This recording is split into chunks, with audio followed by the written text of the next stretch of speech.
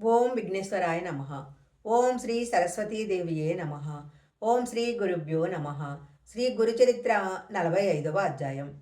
నామధారకుడు భక్తి పారవశ్యంతో మహాత్మా బ్రహ్మ సాక్షాత్కారం కూడా ప్రసాదించగల ఇంత దుర్లభమైన శ్రీ గురుకథామృతము సేవించగలిగిన నేను ఎంతో ధన్యుణ్ణి. నాకు దైన్యం తొలగి మనసు శాంతించింది. దయతో తరువాతి కథ కూడా వివరించండి అని కోరాడు. సిద్ధయోగి సంతోషంతో ఇలా చెప్పారు. నామధారక, ఇంతకు ముందు నరహరి శర్మ వల్లనే శ్రీగురుని సేవించి ఇంకొక ఇద్దరు కవులు ముక్తులయ్యారు. శ్రీగురుడు వారిని ఎలా అనుగ్రహించారో చెప్తాను విను. నందిశర్మ అనే ఒక బ్రాహ్మణునికి తెల్ల కుష్టు వ్యాధి వచ్చింది. అతడు ఆ బాధ తొలగించుకోవటానికి తుల్జాపురం వెళ్ళి అహర్నిశలు తదేక దీక్షతో భవానీదేవిని 3 సంవత్సరాలు ఉపాసించాడు. ఫలితం కనిపించకపోయేసరికి అతడొకసారి 3 రోజులు ఉపవాసం చేశాడు. 3వ రోజు రాత్రి జగన్మాత అతనికి స్వప్న దర్శనం ఇచ్చి చంచలా పరమేశ్వరిని ఆశ్రయించమని చెప్పి అంతర్ధానమైంది. ఆ ప్రకారమే అతడు వెళ్ళి 7 మాసాల పాటు ఒంటిపూట భోజనంతో పరమేశ్వరిని పూజించాడు. అప్పుడు ఒకరోజు రాత్రి దేవి స్వప్న దర్శనమిచ్చి గంధర్వపురంలో విజయం చేస్తున్న త్రిమూర్తి అవతారమైన శ్రీ నృసింహ సరస్వతి స్వామి అనే యతీశ్వరిని ఆశ్రయించమని చెప్పి అంతర్ధానమైంది.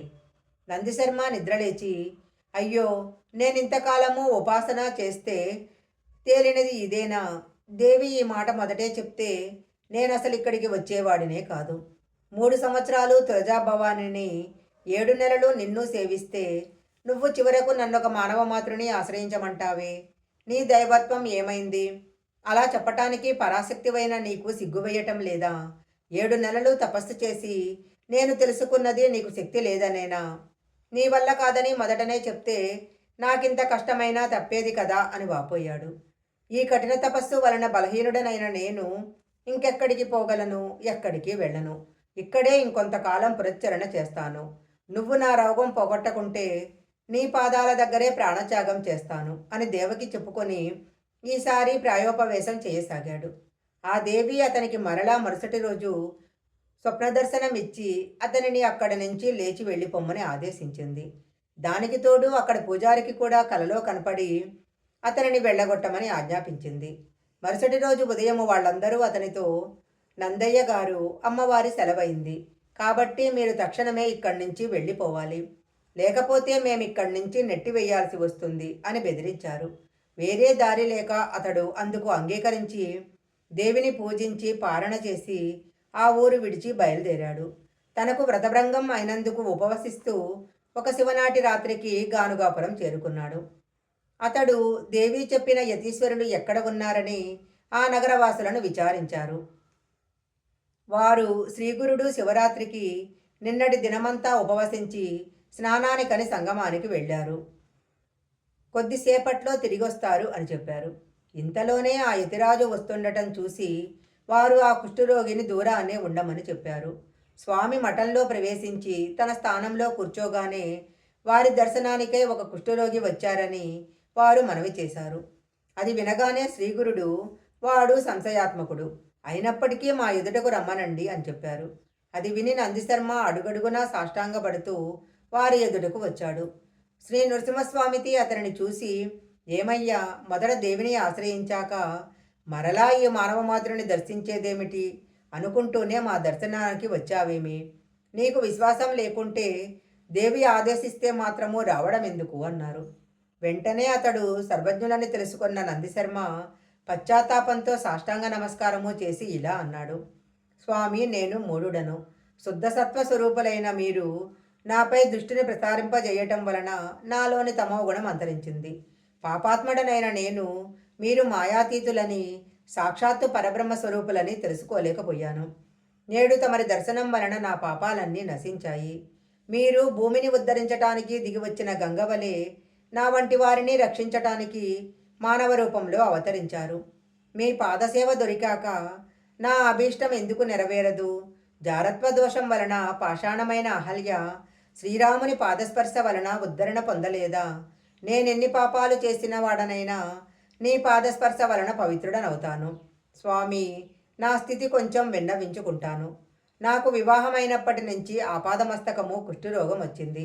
అందువలన నా భార్య నన్ను విడిచి పుట్టింటికి వెళ్ళింది. నా తల్లిదండ్రులు కూడా నన్ను వెళ్ళగొట్టారు. నేను దిక్కులేని వాడననే జగదాంబను ఆశ్రయించాను. ఆ తల్లి చెప్పినట్లు చండలేశ్వరిని ఆశ్రయిస్తే నా రోగం తగ్గుతుందని గంపెడాశతో అక్కడికి వెళ్ళి కఠోరమైన పునశ్చరణ చేశాను.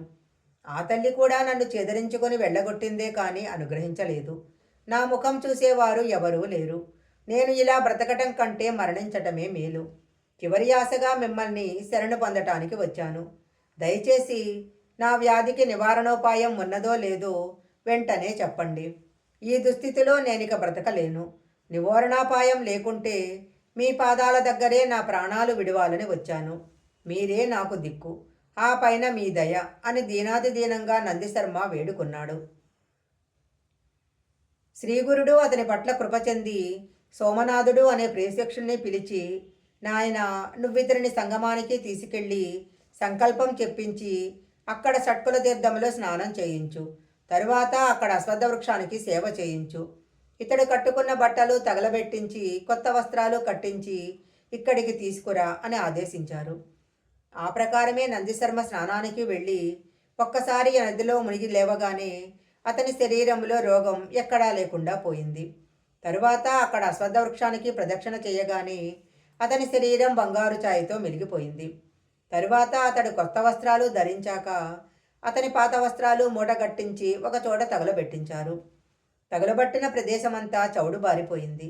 అప్పుడు వాళ్ళిద్దరూ మఠానికి తిరిగి వచ్చారు. ఒక గడియ కింద దేహమంతా కుష్ఠరోగమున్న అతడు ఇంతలోనే శుద్ధుడై సోమనాథునితో కూడా శ్రీగురుని పాదాలకు మొక్కాలని వేగంగా వస్తున్నాడు. నందిశర్మను చూసి అక్కడి జనమంతా ఆశ్చర్యపోయారు. శ్రీగురుడు అతనిని చూసి, ఏమి నందిశర్మ, నీ కోరిక నెరవేరిందా? జాగ్రత్తగా నీ ఒళ్ళంతా చూసుకొని చెప్పు అన్నారు. అతడు చూసుకొని తన పిక్క మీద ఒకచోట కొద్ది మాత్రం కుష్టు మిగిలి ఉండటం చూసి బాధపడి, మీ కృప వల్ల కూడా ఈ వ్యాధి పూర్తిగా నశించలేదే, నన్ను దయ చూడండి అని వేడుకున్నాడు. అప్పుడు శ్రీగురుడు, దేవతల వల్ల కానిది ఒక మానవ మాత్రుని వలన ఎలా సాధ్యమవుతుంది అని సంశయించినంత మేరకు వ్యాధి మిగిలింది. ఇప్పుడు నీ సందేహం తీరిందో లేదో చెప్పి స్తోత్రం చెయ్యి, ఆ సందేహం తీరిపోతుంది అని చెప్పాడు. అప్పుడు నందిశర్మ నమస్కరించి, స్వామి, మీ పట్ల నాకు సంశయం పూర్తిగా తొలగిపోయింది. కానీ నేను చదువుకోలేదు. మిమ్మల్ని స్తుతించడం ఎలా సాధ్యము అన్నాడు. అప్పుడు ఆయన, నాయన, ఏనుగు నోటి నుంచి బయటికి వచ్చిన దంతంలా మా నోటి నుంచి వచ్చిన వాక్యం ఎప్పటికీ వెనుక మరలదు. మేము చెప్పింది చెయ్యాలి అని కొంచెం భస్మం తీసుకొని అతని నోరు తెరవమని చెప్పి నాలుగు చివర ఉంచారు. అతడు వెంటనే జ్ఞానవంతుడై లేచి నిలుచొని చేతులు కట్టుకొని స్వామిని భక్తి పారవశంతో ఇలా స్తుతించాడు. ఓ పరమేశ్వర, శ్రీగురు, నువ్వే పరబ్రహ్మ స్వరూపము. నువ్వు సర్వకర్తవు, ఆత్మస్వరూపువి. నువ్వే ప్రకృతి యొక్క త్రిగుణాల నుంచి భూతాలను పుట్టించి మాయావశమైన ఇంతగా విస్తరించిన ఈ చరాచర జగత్తును సృష్టించావు. ఈ ప్రపంచమంతటిలో మానవుడు ఒక్కడే జ్ఞానానికి పాత్రుడు. అలాంటి మానవుడు కూడా దాటనలవి కాని నీ మాయచేత భ్రాంతి చెంది సంకల్పవంతుడే పాపపుణ్యాల వలన ఈ సంసారంలో భ్రమిస్తున్నాడు. ఎన్ని కల్పాలకైనా ఈ మాయ నుంచి బయటపడలేడు. గర్భచర నుంచి తప్పించుకుని బయటపడ్డాక కూడా తన బాధలు భయాలు ఎవరికీ చెప్పుకోలేక ఎన్నో బాధలు పడతాడు. నీ గురించిన జ్ఞానమే ఉండదు. బాల్యమంతా ఆటలతో గడిచిపోతుంది. యవ్వనంలో మదించి ఎన్నో పాపాలు చేస్తాడు. అప్పుడు కామవశుడై కాలమంతా గడిపేస్తాడు. వృద్ధాప్యంలో బలం క్షీణించటం వలన వ్యాధులు, సంసారికమైన చింతలు అతనిని తలమునకలు చేస్తాయి. దానితో అంతిమ క్షణంలో కూడా మిమ్మల్ని హృదయపూర్వకంగా స్మరించనైనా లేడు. నేను కూడా ఇలాగే మాయలో పడి ఎంతో కాలం మిమ్మల్ని స్మరించలేకపోయాను. ఇలాంటి ఘోరమైన సంసారంలో చిక్కిన నాకు ఇప్పుడు మీ దర్శన భాగ్యం లభించింది. నరరూపం ధరించి ఈ విశ్వాన్ని తరింపజేయటానికి అవతరించిన విశ్వపాలకులు మీరు. నన్నీ సాగరం నుంచి తరింపజేయి అని స్తుతించాడు. అప్పుడతడు పారవస్యంలో ప్రజల వైపు తిరిగి, ఇక్కడ మన మధ్యనున్న శ్రీగురుడు సాక్షాత్తు పరమేశ్వరుడే కాని మానవ మాత్రుడు కాదు. వీరి దర్శనం వలన నా పాపాలన్నీ దావానలం వలన ఎండుటాకులు భస్మమైనట్లు నశించిపోయాయి. వీరి పాదస్పర్శ వలన బ్రహ్మతో వ్రాయబడిన నొసటి వ్రాత కూడా మారిపోగలదు. నాకు పెన్నిది వలె ఈయన మాకు లభించారు. మనం ఈయనను గుర్తించలేకున్నాము. ఆత్మశ్రేయస్సు కోరుకున్న వారందరూ ఈయనను భుజించి ఆత్మశ్రేయస్సు కోరుకున్న వారందరూ ఈయనను భజించి ధన్యులు కండి. ఈయన మహత్యాన్ని నేనెంతని వర్ణించను అని నోటమాట రాక ఆనంద బాష్పాలు కారుస్తూ నిలుచుండిపోయాడు. అతడు చేసిన స్తోత్రానికి సంతోషించిన శ్రీగురుడు అక్కడి వారితో, ఈ బ్రాహ్మణునికి కవీశ్వరుడు అని బిరుదిస్తున్నాము. నేటి నుంచి అందరూ ఇతనిని కవీశ్వరుడనే పిలవండి అని చెప్పారు. ఇంతలో తన పారవస్యము నుంచి తెప్పరిల్లిన నందశర్మ తన శరీరం పరిశీలించుకున్నాడు.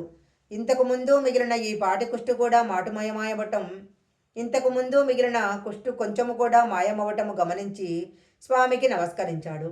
అప్పటినుంచి నందిశర్మ శ్రీగురుని సేవిస్తూ ఆయన మహత్యాన్ని కీర్తిస్తూ స్వామి సన్నిధిలోనే ఉండిపోయాడు.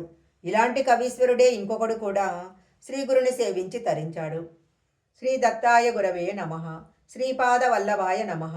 శ్రీ నృసింహ సరస్వతే నమః. శ్రీ గురుచరిత్ర 45వ అధ్యాయం సంపూర్ణం.